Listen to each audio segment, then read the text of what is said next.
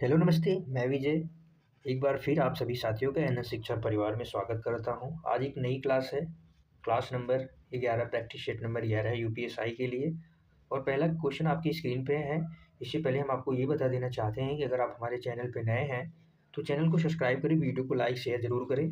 पहला क्वेश्चन बताएंगे, इनमें से नयन शब्द में प्रयुक्त कृत प्रत्यय कौन सा है? इक है, इन है, अन है, उन है। बताएंगे साथी कौन सा प्रत्यय है इसमें से जो नयन में प्रयुक्त है।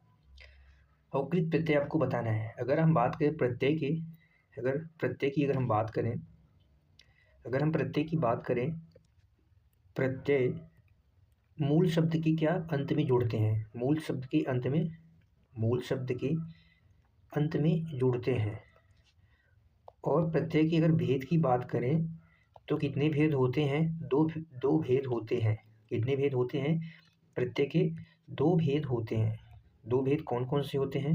नंबर 1 पे आएगा कृत प्रत्यय, कृत प्रत्यय। नंबर 2 पे क्या आएगा साथी मेरे? तद्धित प्रत्यय, तद्धित प्रत्यय आएगा। कृत प्रत्यय जो होते हैं क्रिया के साथ जुड़ते हैं, क्रिया के साथ जुड़ते हैं। और तद्धित प्रत्यय जो होते हैं संज्ञा सर्वनाम विशेषण आदि से जुड़ते हैं। संज्ञा सर्वनाम विशेषण आदि से जुड़ते हैं। याद रखेंगे। जैसे क्रिया से, जैसे अगर क्रिया से हमने बात की, क्रिया में जैसे लड़ में प्लस आई जुड़ गया, क्या हो गया? लड़ाई। यहाँ पे लड़ना क्या है? ये क्रिया है। क्या है? क्रिया शब्द है। वैसे ही यहाँ पे सब्जी, अगर सब्जी में वाला जुड़ गया तो सब्जी क्या है? संज्ञा शब्द है। सब्जी क्या है? संज्ञा शब्द है। कृत प्रत्यय को संस्कृत में कृदंत प्रत्यय भी कहते हैं। कृदंत प्रत्यय भी कहते हैं संस्कृत में, कृदंत कहते हैं। और तद्धित को तद्धितांत भी कहते हैं, संस्कृत में तद्धितांत कहते हैं। ठीक है। और यहाँ पे नयन की अगर बात की जाए, नयन में ने प्लस अन से मिलके बना है, ने प्लस अन से, इसलिए यहाँ पे ऑप्शन सी होगा, राइट आंसर हो जाएगा। क्योंकि यहाँ पे अन ने मूल शब्द है और अन क्या है? इसमें प्रत्यय का इस्तेमाल हुआ है। ठीक है, याद रखेंगे साथी। अगला क्वेश्चन बताएंगे, क्वेश्चन नंबर 2 है आपकी स्क्रीन पे। इसका आंसर बताएंगे, इनमें से सरस्वती पत्रिका की संपादक कौन है? ऑप्शन ए है भारतेंदु हरिश्चंद्र, ऑप्शन बी है महावीर प्रसाद द्विवेदी, ऑप्शन सी है राजा शिव प्रसाद सितारेहिन, ऑप्शन डी है हजारी प्रसाद द्विवेदी। बताएंगे कि सरस्वती पत्रिका का संपादन किसने किया था? इसका क्या आंसर हो जाएगा? ऑप्शन डी, हजारी प्रसाद द्विवेदी ने 1903 से लेकर 1920 ईस्वी तक 20 तक क्या किया था? इसका प्रकाशन किया था। इसका प्रकाशन किया था 1903 से लेकर 1920 तक। भारतेंदु हरिश्चंद्र कवि वचन सुधा के संपादक हैं, कवि वचन सुधा पत्रिका के संपादक हैं भारतेंदु हरिश्चंद्र। हरिश्चंद्र मैगजीन भी इनकी पत्रिका है। कवि वचन सुधा हरिश्चंद्र मैगजीन क्या है? ये संपादक हैं। अगला क्वेश्चन बताएंगे, क्वेश्चन नंबर 3 है। क्वेश्चन नंबर 3 बताएंगे साथी, इनमें से किस वाक्य में अकर्मक क्रिया है? ऑप्शन ए है माँ स्वेटर बुनती हैं, ऑप्शन बी है श्याम हंसता है, ऑप्शन सी है चालक गाड़ी चलाता है, ऑप्शन डी है रामू खाना बनाता है। बताएंगे साथी। अगर क्रिया की बात करें, हम क्रिया की बात करें तो कर्म के आधार पर दो भागों में बांटा गया है। कितने भागों में? दो भाग में। दो भेद हैं, कौन कौन से हैं? जिसमें नंबर 1 पे आता है सकर्मक क्रिया। नंबर 2 पे क्या आता है? अकर्मक क्रिया। सकर्मक क्रिया कर्म के साथ होती है। किसके साथ? कर्म के साथ। और अकर्मक जो होता है ये कर्म के बिना होती है, यानी इसमें कर्म के बिना यानी इसमें कर्म नहीं होता है। जैसे कुछ शब्द इसमें लिखेंगे साथी, कर्म के साथ वाले शब्द, जैसे इसमें आ गया खाना, क्या लगा के हम जवाब निकाल सकते हैं? क्या खाना, क्या पीना, क्या लिखना, क्या पढ़ना, आदि शब्द, आदि क्रिया शब्द आते हैं इसमें। और कर्म के बिना वाले में जैसे हंसना, क्या हंसना से जवाब नहीं मिलता है। दौड़ना, नाचना, कूदना आदि शब्द क्या है? अकर्मक के अंदर आते हैं। तो इसका क्या आंसर हो जाएगा? ऑप्शन बी, श्याम हंसता है। शाम क्या हंसता है? जवाब हमें नहीं मिल रहा है। ठीक है साथी, याद रखेंगे। अगला क्वेश्चन बताएंगे, क्वेश्चन नंबर 4 है आपकी स्क्रीन पर। क्या होगा इसका आंसर? इनमें से किस वाक्य में सजातीय क्रिया का प्रयोग है? ऑप्शन ए है वह अनेक बोलियां बोलता है। ऑप्शन बी है राम खेल कर चला गया। ऑप्शन डी है पक्षी डाल पर चहचहाते हैं। ऑप्शन डी है जीना एक कला है। बताएंगे साथी क्या होगा इसका आंसर? अगर हम सजातीय क्रिया की बात करें, जब एक ही क्रिया शब्द जब एक ही क्रिया शब्द एक ही क्रिया शब्द जब एक ही क्रिया शब्द को दो रूपों में लिखा जाए। दो रूपों में लिखा जाए, कैसे लिखा जाए देखते हैं। लिखा जाए जैसे जैसे लिखेंगे साथी, जैसे जैसे चढ़ाइयाँ चढ़ी, चढ़ाई चढ़ी। ये क्या है? एक ही क्रिया शब्द है, दो रूपों में लिखे। जैसे चाल चली, चाल चली, चाल चली। खाना खाया, क्या किया? खाना खाया, खाना खाया। लड़ाइयाँ लड़ी, लड़ाई लड़ी, लड़ाई लड़ी। आदि क्या है? आदि शब्द सजातीय क्रिया कहे जाते हैं। तो इसका क्या आंसर हो जाएगा? ऑप्शन ए, यानी बोलियां बोलता है। बोलियां बोलता है, ये क्या है? सजातीय क्रिया का प्रयोग हुआ है। याद रखेंगे। अगला क्वेश्चन बताएंगे, क्वेश्चन नंबर 4, क्वेश्चन नंबर 5 है आपकी स्क्रीन पे। बताएंगे क्या होगा इसका आंसर? इनमें से संबंध कारक का चिन्ह कौन सा है? ऑप्शन ए है कि, ऑप्शन बी है हे, ऑप्शन सी है से, ऑप्शन डी है को। बताएंगे साथी इनमें से संबंध कारक का चिन्ह कौन सा है? अगर संबंध कारक की बात करें तो संबंध कारक संज्ञा या सर्वनाम के अन्य शब्दों के साथ संज्ञा या सर्वनाम की अन्य शब्दों के साथ संबंध जोड़ता है, संबंध बताता है। जैसे देखेंगे साथी, अगर इसकी विभक्ति चिन्ह की अगर हम बात करें, विभक्ति को परसर्ग भी कहते हैं। विभक्ति चिन्ह की अगर हम बात करें तो इसके विभक्ति चिन्ह होते हैं का के की। इसके विभक्ति चिन्ह क्या होते हैं? का के की। इसका क्या आंसर हो जाएगा? ऑप्शन ए की क्या है? संबंध है। अगर से की बात करें तो यहाँ पे करण व अपादान होता है। क्या होता है? अपादान कारक होता है, कारक के चिन्ह है। अगर को की बात करें तो कर्म व संप्रदान कारक की विभक्ति चिन्ह है। ठीक है, हे भो रे आया रे संबोधन के चिन्ह है। याद रखेंगे। अगला क्वेश्चन बताएंगे, क्वेश्चन नंबर 6 है आपकी स्क्रीन पे। क्या होगा इसका आंसर? इनमें से कौन सा शब्द आसक्त का विलोम है? ऑप्शन ए है निमग्न, ऑप्शन बी है निरुत्साह, ऑप्शन सी है अनासक्त, ऑप्शन डी है अधम। बताएंगे साथी क्या होगा आंसर? आसक्त के विलोम की अगर हम बात करें तो आसक्त का क्या हो जाएगा? अनासक्त। क्या हो जाएगा? अनासक्त। निमग्न किसी चीज में डूबा हुआ, यानी डूबा हुआ किसी चीज में डूबा हुआ को कहते हैं। और निरुत्साह यानी बिना उत्साह के क्या होता है? निरुत्साह, बिना उत्साह के। इसका अर्थ होता है अधम को नीच कहते हैं या पापी, नीच या दुष्ट या बुरा, नीच कहते हैं। अधम को क्या कहते हैं? नीच कहते हैं, इसका अर्थ है। अगला क्वेश्चन बताएंगे, क्वेश्चन नंबर 7 है आपकी स्क्रीन पर। क्या होगा इसका आंसर? समास का शाब्दिक अर्थ क्या है? ऑप्शन ए है संबंध, ऑप्शन बी है सरल, ऑप्शन सी है उदाहरण, ऑप्शन डी है संक्षेप। बताएंगे क्या होगा इसका आंसर? समास, अगर समास की बात करें हम, समास दो या दो से अधिक शब्दों से मिलकर दो या दो से अधिक शब्दों को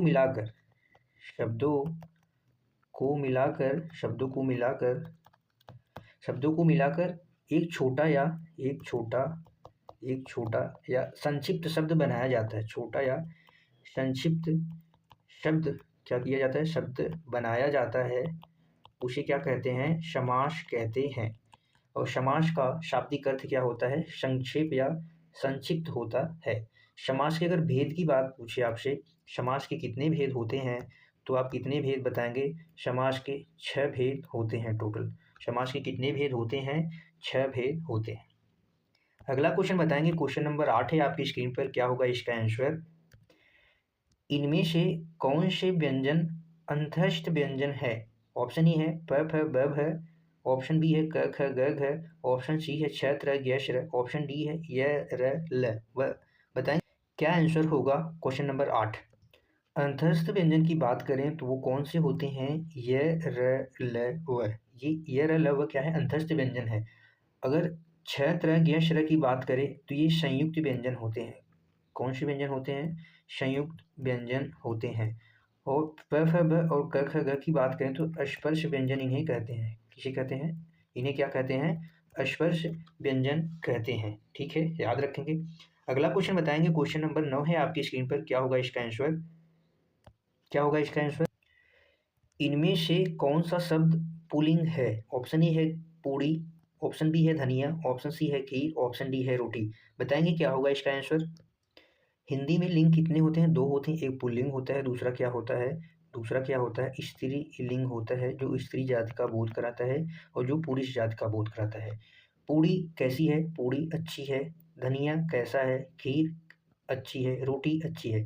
इसका क्या आंसर हो जाएगा, ऑप्शन बी धनिया जो है अच्छा है। धनिया पुल्लिंग शब्द है, धनिया क्या है, पुल्लिंग शब्द है।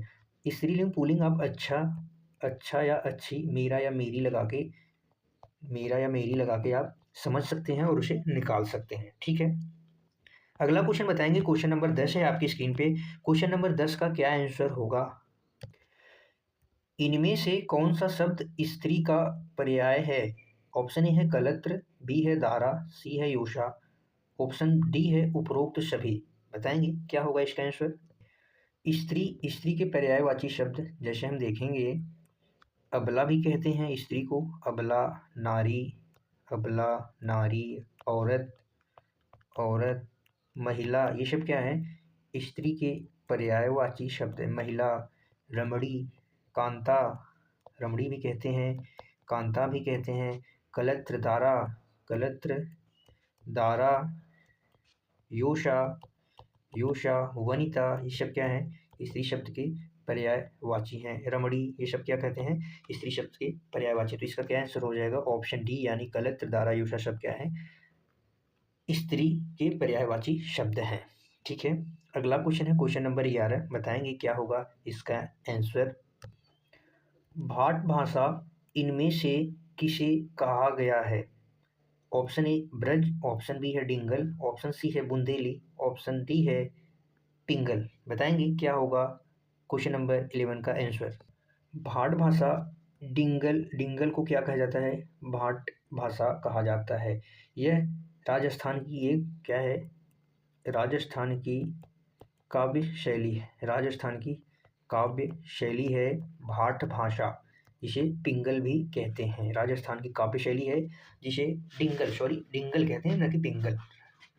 और पिंगल भी राजस्थान और ब्रज की क्या है, काव्य शैली है। अगला क्वेश्चन बताएंगे, क्वेश्चन नंबर 12 है आपकी स्क्रीन पे, क्या होगा इसका आंसर। ज्ञान राशि के संचित कोश का नाम साहित्य है, यह कथन किसका है। Option A Mahavir Prasad Dwivedi, option B Ram Vilas Sharma, option C Ramchandra Shukla, option D Jaishankar Prasad. बताएंगे क्वेश्चन नंबर 12 का क्या आंसर होगा। ज्ञान राशि के संचित कोश का नाम साहित्य, यह कथन महावीर प्रसाद द्विवेदी जी का कथन है। यह महावीर प्रसाद द्विवेदी जी का कथन है। यह कथन साहित्य की परिभाषा को बताता है। किसकी परिभाषा को, साहित्य की परिभाषा को, साहित्य की परिभाषा को बताता है, बताता है कि साहित्य ज्ञान और सूचना का एक संक्षिप्त भंडार है। क्या है, संक्षिप्त भंडार है। किसका, ज्ञान और सूचना का संक्षिप्त भंडार है, ज्ञान और सूचना का, याद रखेंगे। अगला क्वेश्चन है क्वेश्चन नंबर 13 आपकी स्क्रीन पर। बताएंगे क्या होगा क्वेश्चन नंबर 13 का आंसर। वह पब्लिक के हाथों मारा गया, इसमें कौन सा कारक है। ऑप्शन ए है करण, ऑप्शन बी है कर्म, ऑप्शन सी है संप्रदान, ऑप्शन डी है अधिकरण। बताएंगे क्या होगा, कौन सा कारक है। यहाँ पे साधन की बात हो रही है, यहाँ पे साधन, साधन की बात हो रही है। और साधन यहाँ पे क्या है, हाथ, हाथ, साधन की बात हो, लाठी। अगर ये सब होता कि वह पब्लिक के हाथों मारा गया, पब्लिक के द्वारा लाठी से मारा गया, तो यहाँ पे करण कारक होता है और करण कारक का विभक्ति चिन्ह होता है शे यानी साधन, शे यानी साधन को बताता है। तो यहाँ पे हाथों क्या है, साधन है, हाथों यहाँ पे साधन है। साधन यानी के द्वारा, किसके द्वारा मारा गया है, पब्लिक के हाथों द्वारा मारा गया है, पब्लिक के हाथों द्वारा मारा गया है। इसे हम ऐसे भी कह सकते हैं कि वह पब्लिक के हाथों से मारा गया है, हाथों से क्या किया गया है, मारा है, यानी से यानी साधन को बताता है। लाठी से मारा गया है, हाथों से मारा गया है, ठीक है, साधन यानी से साधन से वहाँ पे करण कारक होगा, याद रखेंगे। अगला क्वेश्चन बताएंगे, क्वेश्चन नंबर 14 आपकी स्क्रीन पे है। क्या होगा इसका आंसर, इनमें से अनिश्चयवाचक सर्वनाम कौन सा है। ऑप्शन ए है सो, ऑप्शन बी है कुछ, ऑप्शन सी है वह, ऑप्शन डी है यह। बताएंगे अनिश्चयवाचक सर्वनाम कौन सा है।